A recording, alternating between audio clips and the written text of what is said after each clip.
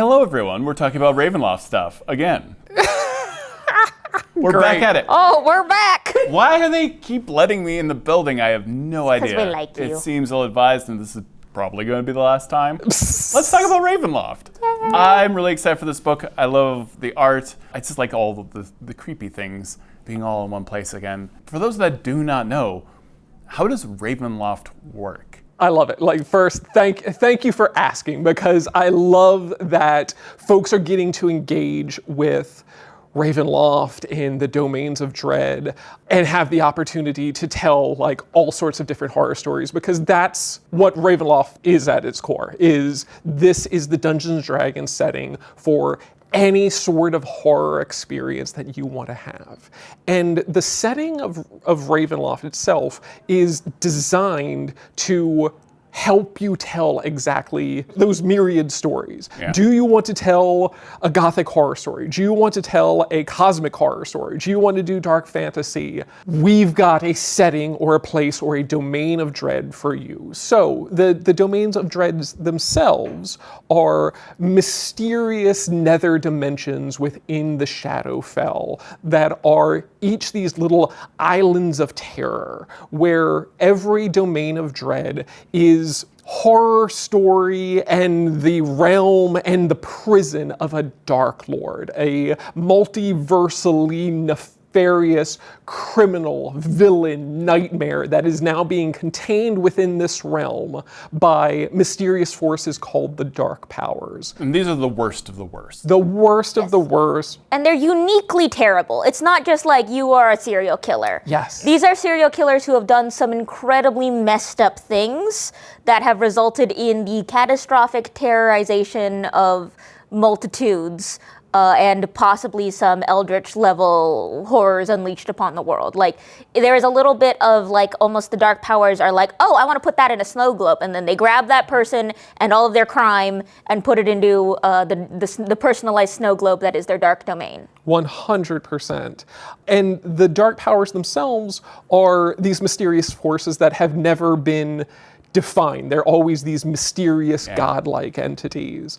But while all of that is the canonical in world elements, the things that I absolutely love about the setting is all of those like narrative elements are also a metagame tool for DMs to play with. The Dark Powers contain Darklords within domains bordered by the mists. The mists can reach out and they can bring heroes and others from across the multiverse into these places. Once they're there, they trap them within. All of these are truths that are in the world and mysteries that are within the settings, but they're also deliberately created to be tools for the DMs. What are the intentions of the Dark Powers? Whatever you want them to be, and they align with what you want to do in your adventures perfectly. What really made me fall in love with Ravenloft was there wasn't a module like it yet. But then how organically it just kind of spread very rapidly, it lent itself to have another domain, and another domain, and another domain, and you could hit all those different types of horror. And you, as the dungeon master, could make up your own domain so easily. Yes. It's so strangely modular with a very specific set of rules. And I feel like a lot of horror has kind of moved in this direction. It's very hard for me to consume modern horror films now and not Ravenloft it. So when I'm watching something like Severance feels like its own dread domain. Yes. When I'm watching something like The Backrooms, I mean, The Backrooms is a Ravenloft dungeon. I mean, like, it is flat out absolutely that kind of stuff. And so, I mean, when you look at Widow's Bay on Apple TV right now, is another very specific thing that slots itself very easily into that. And I think that's kind of like the thing that kind of gets you, it hooks into you. Mm-hmm. I do like that you mentioned, I love never knowing what the Dark Powers are up to. I think that's part of the biggest appeal is I don't want to know. And that's part of what I love about the setting so much, is that you can't just say the Dark Powers are the DM. And you can't just say the Dark Powers are their own thing with their own mysterious agenda. They're both true at the same time. And you have to make the decision at your table, like, am I going to play with a story where the players might find out about the Dark Powers, or a Dark Lord like Aslan Rex knows and is trying to break out of this entire... Like, he understands they're on a stage, and there's a backstage. And beyond that backstage is probably the outside of the theater where I want to be. Yeah. Where so many other Dark Lords are just like, weird same day we're having. So like the level of engagement with that meta narrative is all about what you want to play, how much you want to play with that. But it's not real. It's not a world. It's not a globe. It's not reality. It's like a weird Truman Show-esque sort of nightmare. And whether you want to tell that story, or you want to focus on, this is the domain of dread, what has mummies? Or this is the domain of dread, what has like zombie horror or tentacles or whatever. Yeah. You can focus on that. You can focus on something broader. It's up to you. And that's all canonical, like going back to the very beginning. Aslan was the one to figure things out. Aslan was the initial person to realize, if I step into the mist, I can create my own domain. Given enough gumption. Whoever says gumption, I don't know, 200 years ago. But Aslan was the one to figure it out. And to realize that there are parameters to this world. And seemingly Strahd just didn't really quite get it. Yeah, that's the interesting thing about working on a setting that is over 40 years old. There's so many adventures, there's so many novels, there's so many stories. Ravenloft Horrors Within is meant to be, here's a great starting point. Van Richten's guide to Ravenloft is also meant to be a great starting point. But we want to be able to present these as the first 1 or 2 or 3 steps, where if you want to learn more, if you want to create your own adventures, if you want to play an adventure like Curse of Strahd, or if you want to dig deeper into some of the like earlier edition stories for it, there's a wealth of really cool stories that you can use to inspire your games, or you can do something completely new. So not unlike Strahd. Not unlike Strahd. You know, when you kill me, I come back 10 days later. Which has been canonically true for me in my career. When you look at Ravenloft, during COVID, Ravenloft, you came out with Van Richten's guide to Ravenloft. Famously, there were no stats for the Darklords. Yes. I've never really worried about stats for the Darklords. Yeah. I like to see them in a kind of meta way. I like to know, like, this is how much their strength is, and this, and like in a weird kind of like a collector mentality. I like to know the stats of like high level monsters that came from first edition, second edition, seeing the stats of gods and stuff like that. Yeah. So I understand that some people were like, why don't I get stats for all the Dark Lords? At the same time, I as a dungeon master personally do not care in the function of running my game. But now you have included Dark Lord stats, and everyone's happy about that. We wanted to include Dark Lord stats. We kind of gave sort of hints and nods at what you could use to sort of simulate it should you want your players to confront your Dark Lords when we first visited Ravenloft in Van Richten's guide. But now that we're back and we have the capacity to really get elbows deep into these Dark Lords, we really wanted to showcase them in their full unique capacity, but also do so in a way that really hammers home, 1, that Dark Lords are inherently tied to their domains, and 2, that Dark Lords are not all CR30 unkillable creatures. Like, do they come back? There's this kind of eternal sense of suffering to them that is built into their stat blocks, where if they die, they typically come back and relive their horrors again and again and again, as per their torment with the Dark Powers. But we also wanted to be like, you want to adventure in Ravenloft and you don't want to have to fight Strahd? Congrats, here's Godfroy, here's a bunch of other lower level Dark Lords that you can still confront, while still maintaining this air of horror and sort of eternal infinity that kind of pervades the cycle of torment that the domains perpetuate. We refurbished how we did regional effects. We use that tech to now create domain effects. So all of the Dark Lords, while they are present in their domain, impact the entirety of their domain. So even if you want to approach it like you were, where it's like the Dark Lord is intended to be kind of inscrutable or something that the characters aren't meant to really encounter, but you can still feel their presence throughout the game in a way that is not only narratively impactful, but mechanically impactful. Now, is that information within the stat blocks themselves, or No, is that it's in within their the entries. domains? It's in their entries for each of their domains. Yeah. So if you were looking for like the full effect of each of those domain lords, look at that domain because it has a global, well, not global effect, it has a domain effect for that specific region. Is that always a little bit of a harrowing exercise to have to translate something that is so beloved? Because we have seen many versions of Strahd over the years throughout every edition, sometimes multiple times during an edition. There are different takes on each of these Dark Lords at different power sets.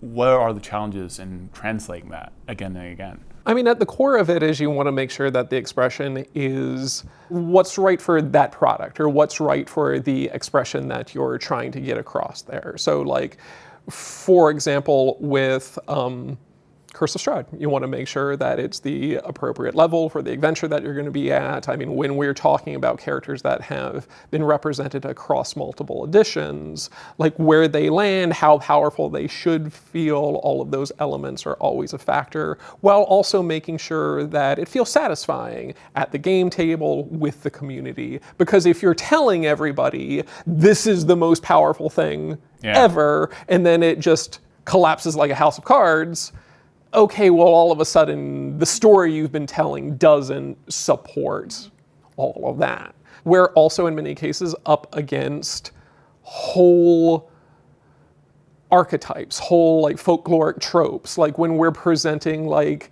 Ankh-Dapat the Mummy in this, we want to make sure that this feels like a D&D's expression of what like an over-the-top villain from like The Mummy or a Mummy sort of story would be, or a character like Victra Mordenheim. We want to make sure that she comes across like D&D's like Victor Frankenstein character. So what are the things that we can draw on? What are the things people expect? And how can we translate those elements into mechanics that then help you tell a story or present a threat that is going to have players being like, oh, I see, like Frankenstein, like this thing, or like that idea, but more magical and plus stuff. Another thing that we keep in mind when we're updating or looking at these Dark Lords that have such storied history, we also look at kind of how D&D is a very communal experience and how multiple people can and have fought Strahd. And even though each battle at each table goes differently,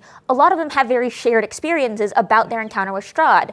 Something that I remember talking with Chris Perkins and Jeremy Crawford when looking at Strahd way back was like the sort of universal experience of Strahd showing up, fireballing y'all, and then bouncing away. And so those kinds of shared experiences where people are like, oh yeah, I fought Strahd too, and he nuked my party with a fireball. We want to honor those shared experiences and include them, and in Strahd's case, make it even easier for him to fireball you and then peace out. Yeah, it's a bit of a badge of honor. Strahd's a good example of a villain who, I don't mind having a stat block for it all, but also like there are different ways that you kind of manifest that either like mechanically, but also in the art. There are a lot of references in the artwork. We want to help players and DMs tell horror stories, and so much of horror is about like the mood of it. So of course, like with Ravenloft, the Horrors Within, we really wanted to focus a lot of energy on the artwork and giving you the tools to be able to be like, hey, and when you get to this character, here's what you see. Our art director on this, AJ Hanel, like the book speaks for itself. It's like one of the most visually stunning products that we've done in 5th edition.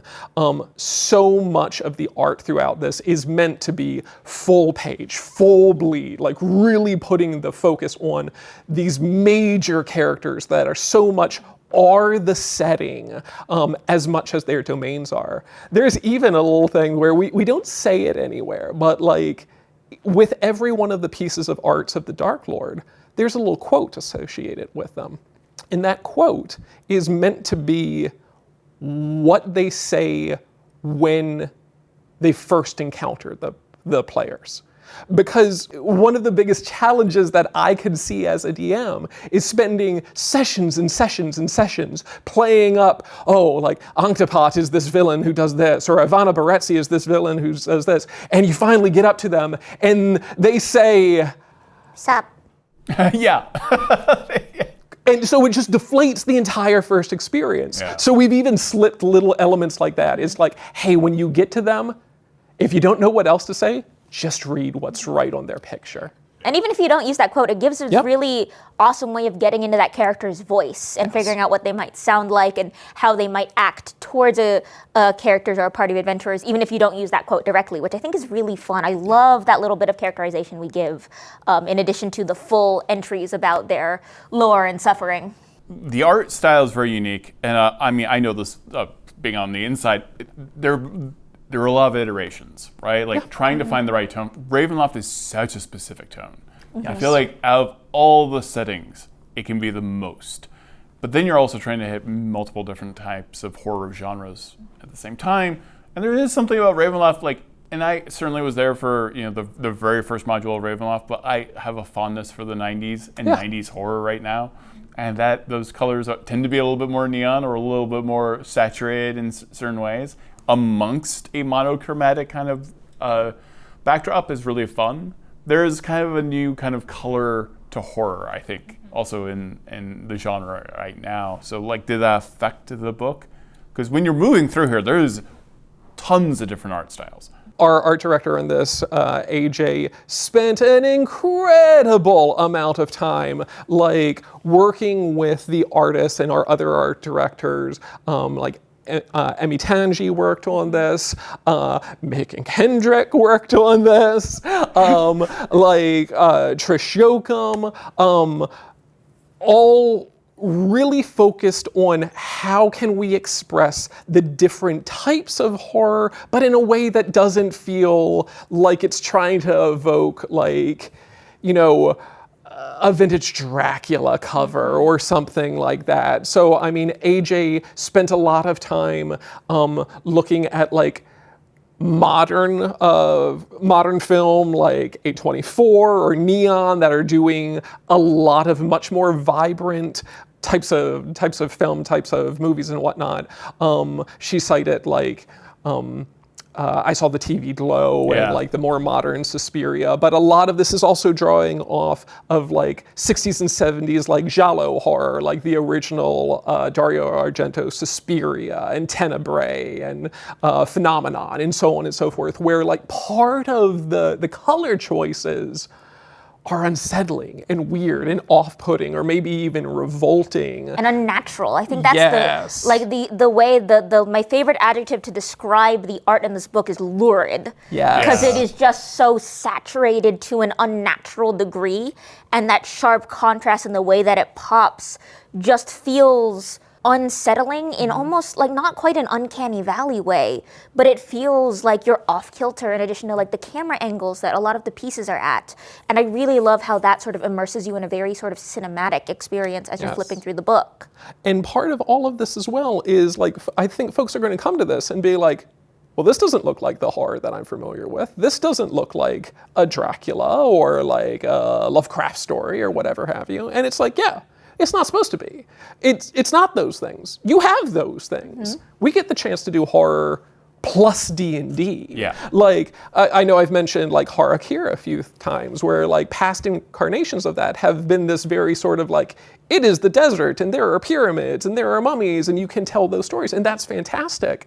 But something that we've really pushed with that domain with this edition is but how do we make it weirder, more magical? Yeah. How do you tell that story when you know that the protagonist in that story can fly or cast fireball or are a barbarian?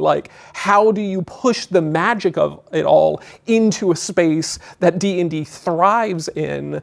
That's what this strives to provide answers. Same thing with Innsmouth. We didn't just want to take a town from Massachusetts and just throw it into Ravenloft. Mm-hmm. We wanted to make sure that when we approached Innsmouth and made D&D's version of Innsmouth and D&D's version of Cthulhu, we really leaned into what makes D&D special, which is that magic is suffused in everything. And so when you're looking at like the carved coastline of Innsmouth, when you're looking at the art of Cthulhu, we're really leaning into kind of the magical elements and the cult elements of that setting, while still honoring kind of that fog-drenched coast aesthetic that is so iconic to Innsmouth and its expressions. First off, what are all of the subclasses, and how do you maintain horror when you are sort of amongst the shadows, when you came from the shadows, when you're the one who's making essentially a flesh golem that is going to do your bidding? Flesh puppy.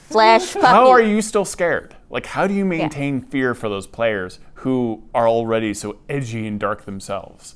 So the subclasses that are introduced into Ravenloft: The Horrors Within are the Reanimator for the Artificer, the College of Spirits for the Bard, the Grave Domain for the Cleric, the Hollow Warden for the Ranger, the Phantom for the Rogue, or the Shadow Sorcery subclass for the Sorcerer, and the Undead Patron for the Warlock. I think there is something really fun about, like, yeah, you are a core protagonist, you have taken on some of these tropes and made them your own, but a lot of horror to me stems from things that are outside your locus of control. Yeah. And I think as a player, as you adapt these horror tropes, you start to take things more under your control, but there are still some things that you don't control and you have no control or comprehension of.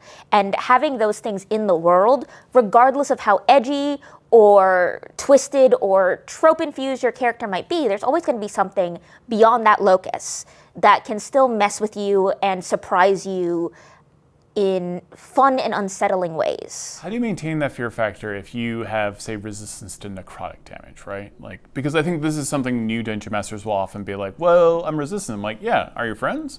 Is that village of people you're trying to protect? You know. Also, congratulations, there's several other damage types. There are a couple of them. Have you considered, yeah, you're resistant to necrotic, but have you considered fireball? Ghostly greenish fireball, doesn't have to be red. Yeah. But I mean, I also think, like, that's a challenge. But every challenge for this sort of thing for a storyteller is an opportunity, because, like, yes, you're absolutely right. But, like, where mine, like, to agreeing with everything Mackenzie just said, but also, like, and there's radiant damage. Yeah. And radiant damage, I love to code sickly cosmic type. And that's the interest, and that, like, see what a great, just ending that immediately. Nuclear radiation. That's super cool. So the idea of, like, okay, so maybe we want to have something that's more a color out of space sort of monstrosity, where the light itself is the thing that's going to be corrupting you. Or if you want to go the direction where it's like, okay, what else deals radiant damage? Well, you've got a lot of celestials or like fallen angel sort of thing. So if you're playing the darkness, then maybe the light is the enemy. Or we go another direction. I mean, it's core to the title of this. The title of the book is The Horrors Within. We're telling stories as a group, but every character is also their own story. So we want to make sure that players are creating their own little horror stories for themselves.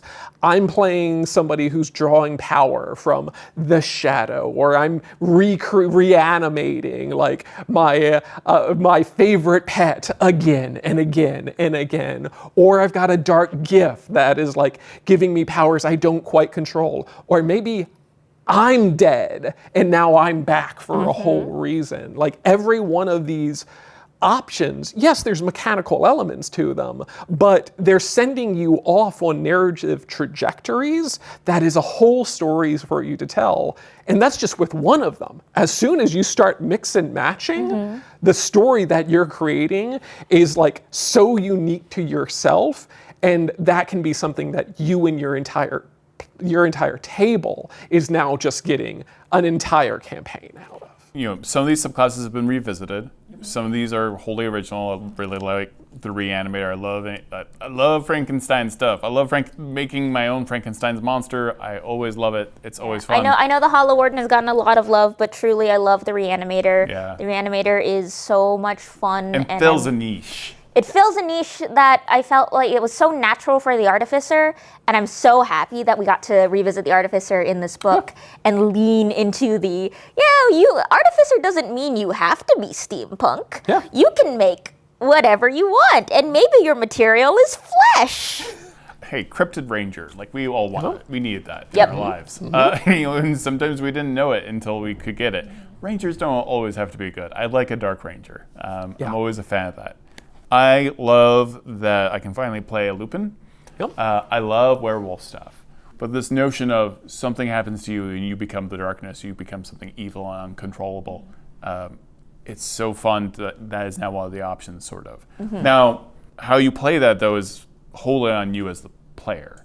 Like, you don't have a mechanic here that necessarily has a negative effect, but you can have that flavor. Yeah, certainly not in their species options, because when we were bringing back some of the lineage options from Van Richten's guide and kind of revamping them, as well as bringing in the Lupin, we really wanted to lean into the essence of species as kind of a game object container, and the fundamental elements of what a species is, which is what is fundamentally magical and about your being, what is fundamentally arcane and different and influenced by the planes or the circumstances of your existence.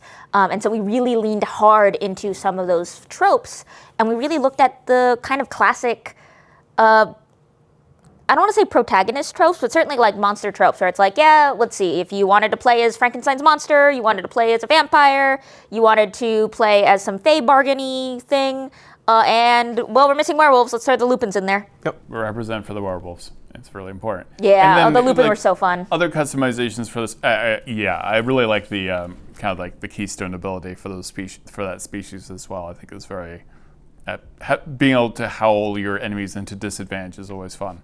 And who doesn't like to pounce? We had it was the Lupin. They were wolves. It was like one of the first things was just, well, they gotta howl. They gotta howl. They gotta howl. There are a bunch of dark gifts. I've always loved dark gifts. I mean, it's a love-hate relationship. Anytime your hands turn into spiders, I'm looking at you, second edition. Well remembered. How could one forget? Who was choosing the dark option spider hands? Like, I don't know, but You I should be in jail if you're still out there.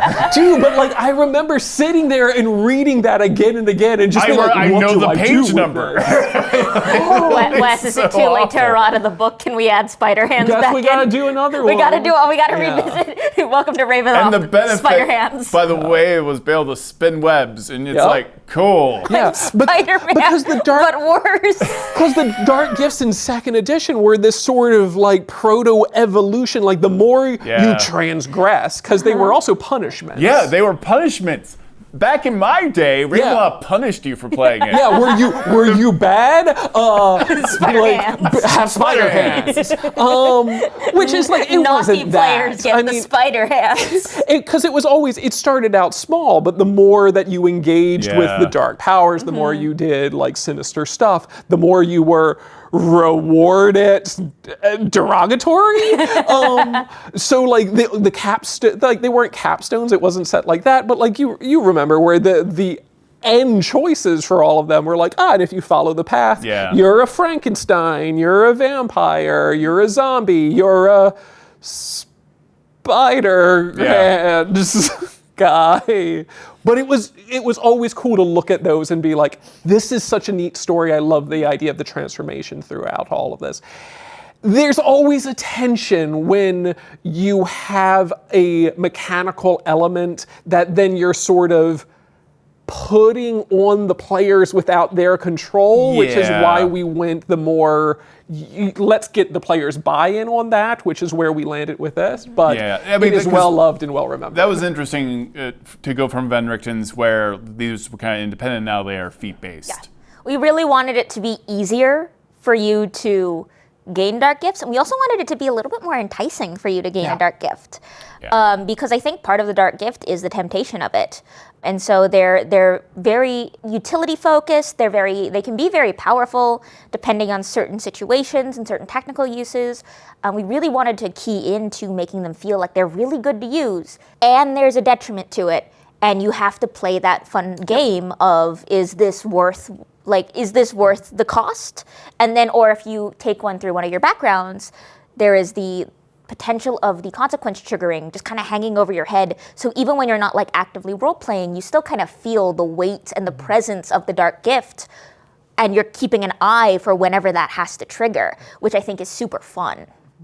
And with all of these options, we want to present them as here's tools to help you tell a horror story for your characters. You can absolutely put gravy on your frosting. You can have a dark gift that uses like the Mistwalker background that you put on your Lupin, who's also a reanimator. Like you can do just like, I am made of horror stories. I'm the undead dog with an undead dog. 100%, which like, yeah, I love that. Like, I do actually love the that. reanimator, the guy who turns into a werewolf, basically, Yes. who's like animating corpses is solid. Like, that's so cool. But if you just want to be like, and I am a perfectly normal, like, I'm an abjurer who also, my shadow gets a little rowdy when I don't pay attention because of this story. Cool, great. You can use the elements that help you tell the story that you're most interested in. And like, I know a lot of the dark gifts have the prerequisite of playing in a Ravenloft campaign, but I would love to be like absolutely clear. That's not a hard and fast restriction. Like, Wes nor I are not going to like come to your house and kick down your door if you decide to use any one of these feats in a non-Ravenloft campaign. They're mostly there to be guidelines to make sure that you and your players are telling the story you want, and someone, maybe if you're playing in a group who doesn't want to engage in these kind of horror elements, you don't inadvertently introduce those elements and sort of cross any boundaries. That's why that restriction exists. That being said, I love playing characters who have like some kind of curse or burden or hidden secret, and I would be the player who's like, hey DM, can I please use this in the game? Can I have this weird cat? Can I have a weird cat? Can my shadow just get a little funky, please? And I'm excited to see what people do with these tools and this framework outside of Ravenloft as well. We got a lot of wonderful monsters in here. Yes. I am upset with you. I wish we had more information about the Deadhead tree, because as we've talked about before, I turned this into an economy because previously in Van Richten's Guide, the Deadhead tree, if you buried one of the heads within about 10 days or something, or like a month, another Deadhead tree would grow. And I'm like, this is a result for the logging industry. Yeah. So yeah, just build an entire town. Their whole industry is planting heads, growing trees. Every once in a while, there's a culling of all the heads flying around, murdering everybody. But you know, hey, renewable resource. Man, I forgot that we gave the Death's Head tree the bonus action head fruits. Head fruits. I love and hate past us. I really like also getting to revisit some of this stuff. We have the Star Spawn Emissary has never been more upsetting. If you love the thing, it's hitting very differently. Yeah, and I mean, just since you call that one out in particular, yes, of course, we've got like a ton of John Carpenter fans like on the staff. Yeah. Like, hi, I'm living proof. But like, we even ordered art for these to like go around the stat blocks, so it's like the idea, like you can see it on page 267 and 268, where we ordered art specifically with the intention of letting the graphic designers make it look like the stat blocks were transforming like the thing does. Yeah, we wanted to like get that little hint of it in there. So I just really love what our graphic designer Trish Yoakum did to like make it feel like the stat blocks themselves have something like slipping out of them. We touched on the Lupin, but how do you handle lycanthropy at your table personally? Yeah. Remove curse, things like that. You can like just rip lycanthropy from a player. Yeah. How do you maintain horror, and how do you deal with comedy? Because inevitably, I don't feel like you need to insert comedy if you want to play a comedic horror campaign. Yeah. The comedy in D&D will come. Yeah. But how do you maintain that balance? Like, how do you maintain horror elements like lycanthropy where it still has bite in the D&D setting, and also how do you handle comedy at the table? Intentional or intentional? I like how the Loop Guru handles. Yeah, and Luger has always been very good about that, where it's way harder to get rid of that. I mean, we have a situation sort of similar to this in a campaign I'm running, where truly we have a player character who things happened, things went wrong, Character might be in a coma right now. It's fine. D&D, things happen. Things happened. But like truly, it's one of those things where it's like, by rules as written, theoretically they could just like slap a greater res on them and they'd be back. They'd be fine. You slap the greater res button 5 times and all the exhaustion is gone. Yep. Huzzah. But I think like the Loop Guru presents a very interesting framework that a lot of people can use where it's like, yeah, this is a curse, but it's a special kind of curse. Something else must be done in order to break the curse.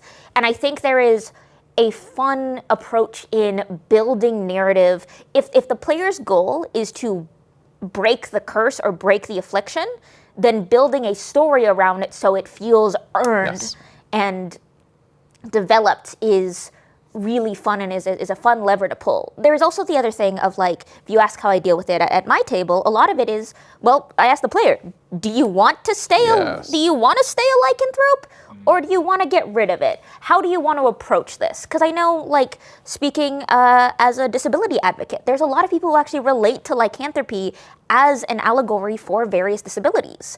And so for them, the story of dealing with lycanthropy, they don't want to seek a cure. They see it as a part of themselves that they have to, or a reflection of a disability or chronic condition they have in their real life, and something they are learning to develop and develop a relationship with and learn to live with rather than get rid of. And I think there are multiple ways that you can approach it, depending on what story your players want to tell. And I think you can throw horror elements in all of those, regardless of the approach. But I think it's hard to say that there's one blanket size fits all for approaching that kind of curse and possession and other horror elements that kind of fundamentally change your being. 100%. That's awesome. That's super cool. On the comedy side of things, it's really interesting because I feel like so many answers to fundamental D&D questions like that come down to, well, what do you want to do? And what does your table want to do? If you want to do Ravenloft but goofy, yeah, go for it. That's great. Like, I remember talking about Van Richten's Guide and mentioning that, like, one of my entry points to horror was, like, the real Ghostbusters cartoon. Yeah, which is wild. Yeah, which goes way harder than I think anybody really remembers. Yeah, there's a town they go to, and there are vampires versus werewolves, and they keep changing each other back and forth. Yeah. Every time they bite each other. It's hilarious. Yeah. And weirdly dark. Right? Michael G. Straczynski did a lot of writing for that show before Babylon 5. Like, it's why, like, good times. But, like, also, baby's first Lovecraftian horror in there with the Call of Cthulhu. But anyway, but, like, if you want to go that sort of more, you know, 4-color, sort of, like, inflated, like, the heroes will win at the end, we're going to, like, goof while we, like, fight the monsters, Scooby-Doo sort of answer. Yeah, go for it. That's great. And, like, your players are probably going to take it a shade of that direction anyway. But if you have a bunch of, like, committed horror role players that really want to, like, be like, no, we're here for serious times. We want the mood. We want the ambiance. Like, I love creating mood at the table. Like, there's a reason why in this book and in Van Richten's there's so much ink spilt over, like, how do you create atmosphere using music, like things you can do to make sort of the room and the reality around you sort of drift away, so you're leaning in more. How do you do that for you? Because, I mean, you are such a Ravenloft fan and a horror fan, so, like, how do you creep people out? For me, if there's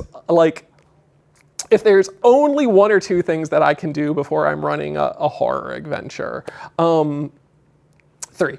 If there's only 3 things I can do. There are only 2 things. If there's only 37 people. I'm going to add another thing. But, so, the 3 things that I always suggest is I always have music. I always have it be subtle. I always have it in the background. Because D&D has a lot of downtime for just, I have to look up something. I have a question. If it's silence, folks take that as a break, and they take it as and now here's a chance to just like tell a joke or something like that. But if in those silent movie moments, it's replaced with the sound of something sinister going on just subtly in the background, something that's just nodding along with whatever narrative the DM's been building through their descriptions, that helps so much. Second of all, if you've got the space for it, where you can just turn down the lights just a little bit, a space that you've looked at 1,000 times with just slightly different lighting, you just don't register it the same. Things just get a little more, I'm not in a familiar place, and that goes a long way. And then the third thing, if you don't know what to do, if you're trying to build a horror narrative, if you're trying to create a spooky environment or description or whatever have you, don't hesitate to turn to the players. Turning to a player and being like, and you open the cabinet and in the jar is the most disgusting thing that you've ever seen. Something that creeps you out more than anything else. What is it? And let them tell you, because that's when you get, I almost name names. That's when you get somebody who works at this department being like, oh my God, earwigs just gross me out so much. Or spider hands. Or spider hands or whatever have you. And then you as a DM know that. Yeah. And if you want to bring it up later, that's a fun thing to play with. But they volunteered it, they've created the horror, they've added into the storytelling, and now you can shape so much more around that. Yeah, I love listening to my players and figuring out like what makes them tick. Yeah. My favorite so far is, and this was I didn't expect this character to creep out my players as much as they did, but there was a certain turn of phrase that he used when he was talking to one of the characters, and I saw everyone at the table visibly go, "Huh!" And I was like, oh, good, gonna file that one away. And now like, anytime I need to like deploy anything or just like really just add an extra layer of, oh God, I just like to slip that turn of phrase in there with the way that he speaks, and they're just like, oh, we gotta kill him so hard. And I'm just like, yes, good. What's your advice for players who are in Ravenloft for the first time, or who are like hardcore, like I've been here, I've killed Strahd 87 times and I'm back? Congrats, there are several other domains in Red. Yeah, good news. That was level 1. Congratulations. Good news. Strahd's the entry point. Yeah. You know what? Like, it's the experience. It's the story. Like, there's very little like, congratulations, you won Dungeons and Dragons. Yeah. Like, make it worse. Like embrace doing the questionable thing. Embrace doing the thing that you hate in horror movies. Like being like the dude who shuts the door when the zombies are coming and some people are still back there. 100%. Yeah. I mean, embrace the fear of it. Like something we play with some in the Dungeon Master's Guide and in Van Richten's Guide is like, how do you react to fear? How do you role play that? But to an extent, the most satisfying ways of doing that is not having it be something where the DM is like, well, the number is low on the die, so now you have to be scared. Be scared now, you get a penalty. The more you can think about it and be like, how would my character react?